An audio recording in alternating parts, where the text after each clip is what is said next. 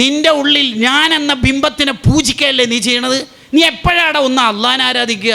നീ എത്ര കാലമായി ഈ ഞാൻ എന്ന ബിംബത്തിനെ പൂജിക്കണത്? ഹത്തിം സ്വനമക്ക്, നീ ആ ബിംബത്തിനെ പൊളിക്ക്. എന്നിട്ട് വക്കുൻ ഇൻദ നഫ്സിക സഗീറ, നിൻ്റെ ഉള്ളിൽ തന്നെ നീ ചെറുതാവൂ.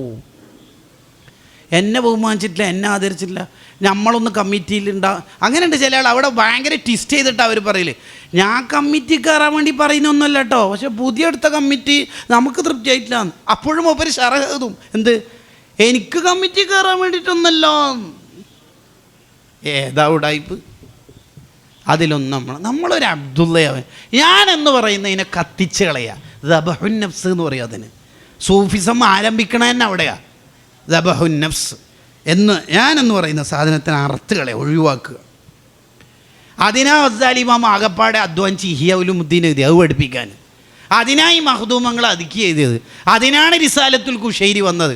അതിനാണ് ഈ ലോകത്തെ മുഴുവൻ ഇമാമിങ്ങളും ആധ്യാത്മിക ലോകത്ത് കിതാബ് എഴുതിയത്. മോനെ, നിൻ്റെ ഉള്ളിൽ ഞാൻ എന്ന് പറയുന്ന സാധനത്തിനെ നീ കത്തിച്ച് കളയൂ, ഡിലീറ്റാക്കി കളയൂ, ഫോർമാറ്റ് ചെയ്യൂ.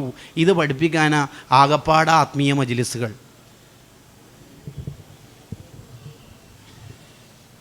അതുകൊണ്ടല്ലേ നിങ്ങൾ നോക്ക്, നബി സല്ലല്ലാഹു അലൈഹി വസല്ലമ തങ്ങളെന്തിങ്ങനെ മുട്ടിങ്ങനെ കുത്തിയിട്ട് താഴെ ഇങ്ങനെ ഇരിക്കണത് ചേർത്ത് വെച്ചിട്ട് അതിന് തങ്ങളെന്താ പറഞ്ഞെന്നറിയോ? അജ്ലിസു കമാ യജ്ലിസുൽ അബ്ദു, ഒരടിമ ഇരിക്കുന്ന പോലെ ഇരുന്നോളാം. കേട്ടോ, നമ്മളൊരടിമ. തങ്ങളെന്താ ഇങ്ങനെ തിന്നുന്നത്? ആക്കുലു കമാ യഅ്കുലുൽ അബ്ദു, ഒരടിമ തിന്നുന്ന പോലെ തിന്നോളാം. അമ്മക്കെന്ത് കുഷൻ. അപ്പോൾ ഒരു മലക്ക് വന്നിട്ട് തങ്ങളോട് ചോദിച്ചു, രാജാവാകുന്ന നബിയാകുന്നോ അല്ല അടിമയാകുന്ന നബിയാണോ? എനിക്ക് രണ്ടാമത്തെ മതി. ഇത് രാജാവ് കേട്ടോ. ഇതാണ് അബ്ദുള്ള എന്ന് പറഞ്ഞാൽ.